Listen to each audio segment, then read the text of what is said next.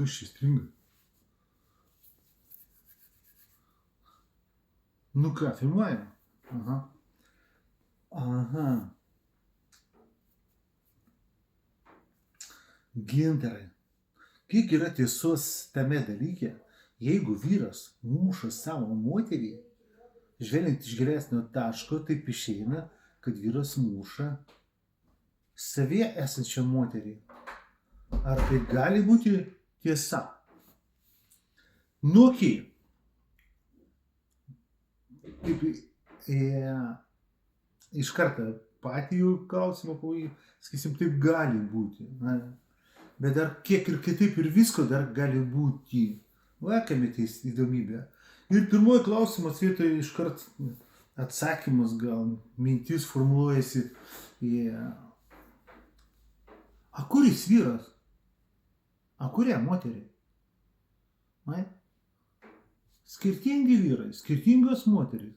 Ir jie visi, kurie muša vyrai, irgi vienodi. Ne dėl vienodų priežasčių muša. Ir moterys, kurias muša. Dėl ko jas muša? Ar jos visos vienodas? Ką tai reiškia? Palauk, klausimas. Bet klausimas, vyrai muša. Bet yra taisyklės. Gyvenimo, santykių, būties taisyklės. Tegul jos neabsoliučios. Šitą taisyklį neabsoliuti, bet santykių prasme jinai beveik tokia, beveik absoliuti. Tai yra, su tavim bus elgiamasi taip, kaip tu leidi su savim elgtis. Ir gyvenime būtų tai kraštutinai retos tos aplinkybės, kai tu nieko negali padaryti, beveik nieko negali padaryti, gal, kad su tavim elgtųsi kitaip. Bet čia tokius, žinai, iš kraštutinių ekstremų situacijas. Ar realiam gyvenime žmogus gali visą laiką pakeisti ne tik partnerį, bet aplinkas, sąlygas, aplinkybės, bet ne jis kažkodėl leidžiasi mušamas. Muša moterį. Tai savim. Mušama moteris, kuri leidžiasi mušama, jinai yra visada, čia mano leksika tokia, avarinė. Vyras, kuris muša moterį ir kuris gyvena su mušama jo pačio mušama moterimi, jis irgi avarinis, dažnai giliai avarinis. Ir dabar pažiūrėkime, kame subtilybės, kaip būtent pirmą konteksto prasme, ar jis muša savį esančią moterį. Atitinkama tokia biški bendrinė prasme, galima sakyti taip, reiškia jis silpnas, moteriškas, kelia ranką prieš moterį. Esu tikras vyras, niekada nekels rankos prieš moterį. Tikras vyras, kas čia apibrėžimas, kuris šitas vyras tikras, kiek čia jų pas mus yra. Tai yra, čia matai, kokia dabar potekstė rimta yra šitą vietą. Vat koks tas vadinu netikras vyras, kuo jis netikras, bobiškas, moteriškas yra. Mesgi sakom, mes visi androginai. Stipriai polarizuoti, mažai polarizuoti. Vyras tai kas? Vyras tai kas? Tikras, paimkim patį tikriausiai vyrą ir ką pasimės nerasim spenelių? Ant krūtų. Ant krūtinė. Rasim. O kam tikram vyrui speneliai? Kai jis ruošiasi maitinti, penelių kažką? Moteris pati moteriškiausia. Jos klitoris, sakom, matai, penio rudimentas. Tai yra mes padaryti iš vieno bendrą, iš androgino vadinamo kosminio, visatinio, kokio nors metafizinio, dvasinio vadinamo androgino, tai yra dviejų viename. Ir paskui buvo tarytum sąlyginai išskirta, kas, kada ir kur. Apie šią mes netą mūsų temą. Bet va ta tema, kad išskirta ir tas skirimasis kartais pradeda sugrįžinėti, lietis, tai yra lyčių niveliacija, lyčiais požymių niveliacija prasideda. Ir sumišta lytis prasideda vadinamoji degeneracija.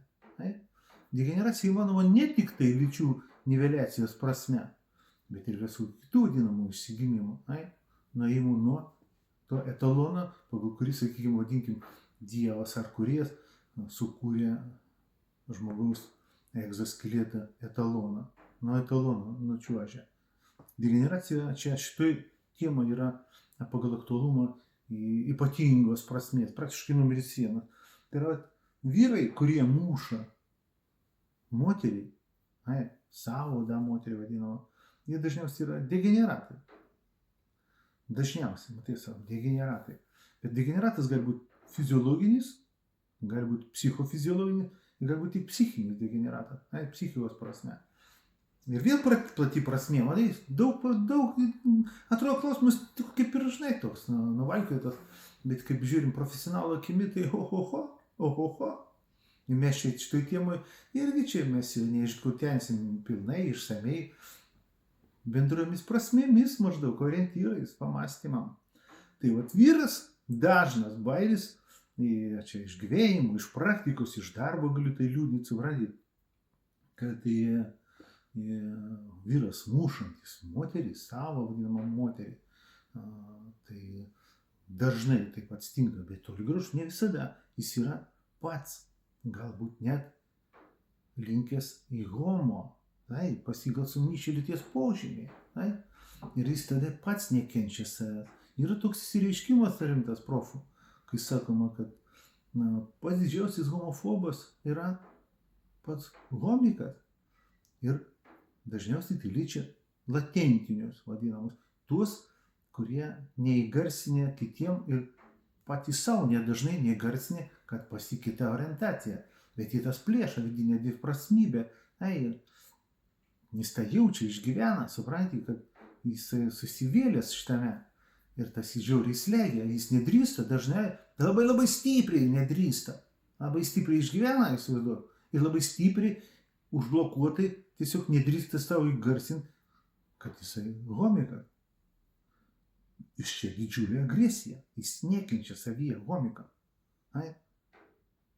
Jis jį nori užmušti. Ir moteris, tada šia prasme gali būti taip, kad tas, kuris muša moterį, jis muša tą moterį savyje. Tai yra, dar kartą liudiju, yra praktiniai, faktiniai dalykai, atvejai, patirtys, jų yra gausu. Būtent tuos atvejus, kai mušama homikai, kai mušama moteris. Bet dar kitas yra bairis. Dėl ko tą moterį muša? Moteris galvo, moterim lyties požymiai nesumiršta, būna ir moteris tokias gal. Vyriškas, nepakankamai moteriškas, gal suvrantė. Kas su jom atsitinka? Jūs kompleksuoja dažnai dėl savo moteriškumo. Iš čia atsiranda patologinis, kraštutinis poreikis, polinkis įsikibti į vyrą, kurį kaip nors sutinka gyvenime. Tai mes jau dažniau, tai moteris jau būna avarinė. Ir todėl jie leidžiasi taip elgtis. Jie tiesiog būna gal nepakanka moteriška. Bet čia ne absoliučiai visai taisyklė. Aš dar šiandien įsivaizduoju, su vienas moterim pažįstama prieš po šitą laidelę, dar mes pasikalbėjom apie tai. Aš iš Lempojos paklausiau, sakau, tu esi patyrusi smurtą, esi mušta? Sako, taip. Jinai tikrai labai moteriška moterį, bet kažkodėl mušta. Aš turėjau neperseniausiai konsultaciją irgi su moterim. Babulė va tokiam. Bomba. Pas jie tikrai nėra jokių polinkių, nei fiziologiškai, nei degeneratyviai, nei psichologiškai į homo. Pas jie nėra lyties požymių sumišimo nei vienam, nei kitam plane. Bet jinai leidžiasi mušama, jie muša. Jinai žliumbė, verkia, kad jie muša jos čiuoką. Čia kita tema. Bet matai, kaip klausimas statom, dėl ko vyrai muša. Dabar debiškai, dėl ko moteris leidžiasi mušamos, kurios moteris leidžiamasi mušamo. Klausimas koks. Bet jinai sudaro sąlygą. Jinai tokia ir ieško. Taip, jai tokia reikia. Jai nereikia vyro faino, nuolankaus, malonaus, paslaugaus. Jai net nemato vyro. Kaip šitaip yra? Todėl, kad jis nepanašus į tėvą. Tėvas mušdavo motiną. Tėvas duoda motiną į kailį. A dėl ko motina leisdavosi mušama tėvo? Tėvas gastroliuodavo per mergas, per kitas. Ir tam žmona kęsdavo. Dažnai taip kenčia būtent tos moterys, kurios turi sumišus lyties požymių. Jos iš baimės prarasti ir pagatos apsileisti tuo vyru. Suprantate? Jos bijo, kad niekada geresnė nesusiras, nebus mylimas, niekam nereikalinga. Ir apsileidžia. A čia kitas atvejai. Kai moteris ububu, sakykime, seks bomba tuo. Bet ne. Kokie cirkeliai. Ir tada jinai ieško tokią.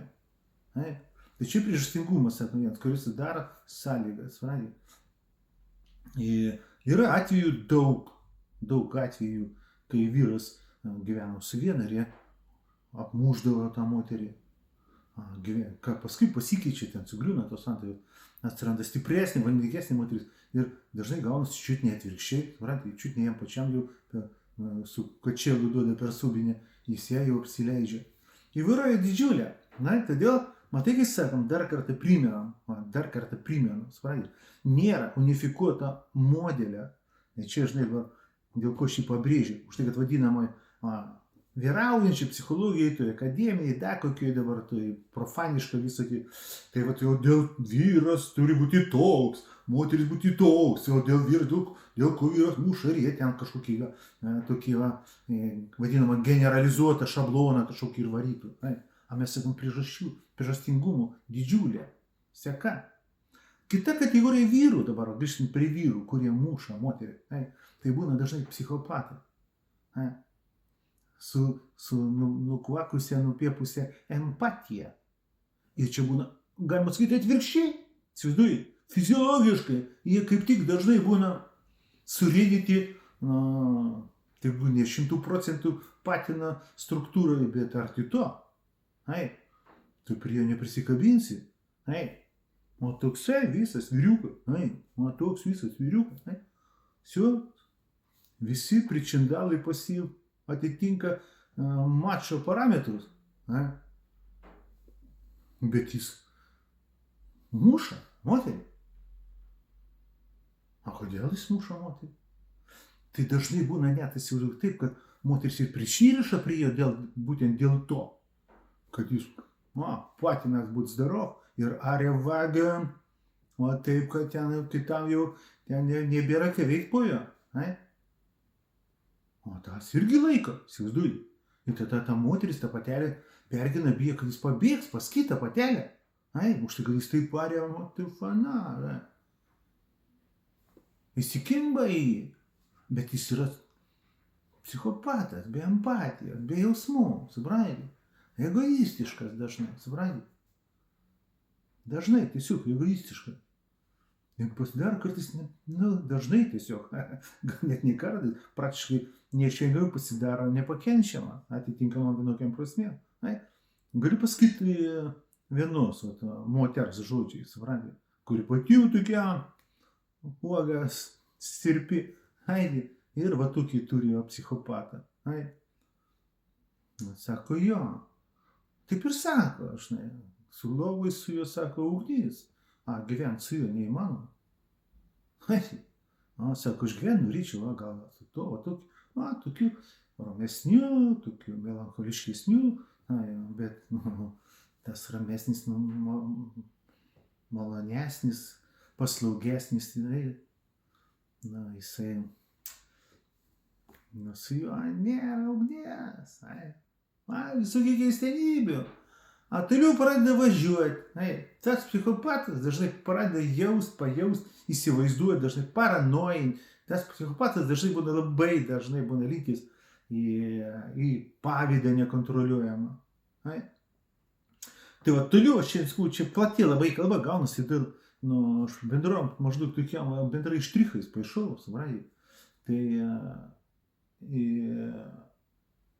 toks žmogus, jisai dažnai nesikontroliuoja situacijos. Kitas dalykas, tai žinot, kaip taisyklė, būties, psichologijos, matai, koks įsireiškimas, aš manipuliuoja.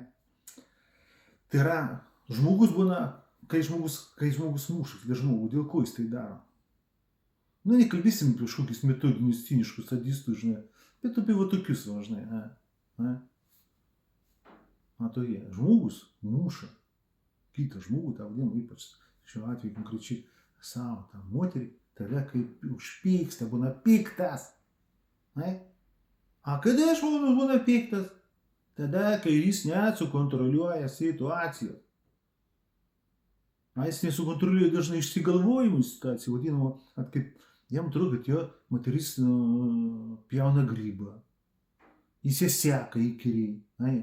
Jis stebi kiekvieno jūs judesį, žvilgsnį, kam nors skiria kaip nors kokį nors dėmesį. Nors pats dažnai grybą pjauna į kairę laisvai. Bet savo mylimukui viskas leistina. A mano moteris vadinama, žinai, bauba. Dažnai negali sako, mano yra nusavybė. Suprantate, čia mano nusavybė. A mano savybė turi man besąlygiškai paklūst. Dar dažnai būna, kad tai būna investavę nemažai, pinigo. Jis nusipirkė praktiškai. А то būna чуть не парсидаvusi. Все. O kokie tau niuansai? Kokiam komplekse savo? A kodėl muša tą moterį? Kodėl tai neįleidžiasi? Su tai bus elgiamas taip, kaip tu leidžiasi su Amerikai. Sudarai sąlygą. A tada savo, kodėl jis muša, jeigu kitam sudarai kokias nori sąlygas, jis nemuša jo. Šitie matai patys sukūrė, pasidaro tas sąlygas mušti. A kaip jie pasidaro tas sąlygas mušti?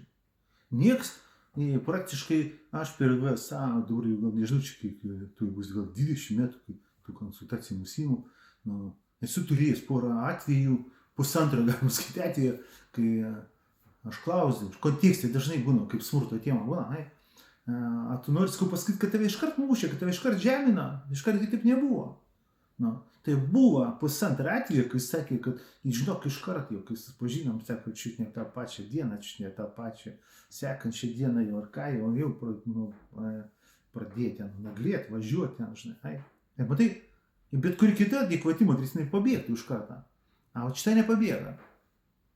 Ir kita panašiai buvo sąlygas, kur irgi nuo pat pradžių kažkokios ten 2-15 dienos jau pradėjo jis ten rodyti savo tą nuostabų feisą, agresyvų ir vis tiek nepabėga.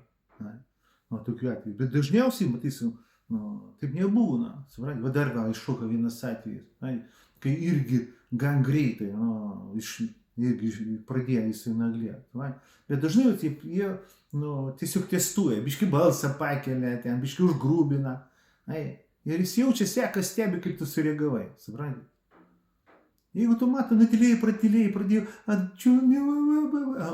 sudarė terpę sąlygą, suprantate? Tai yra, sakom, leidai taip elgtis. Tai matai, jis būna piktas. Dėl ko jis būna piktas?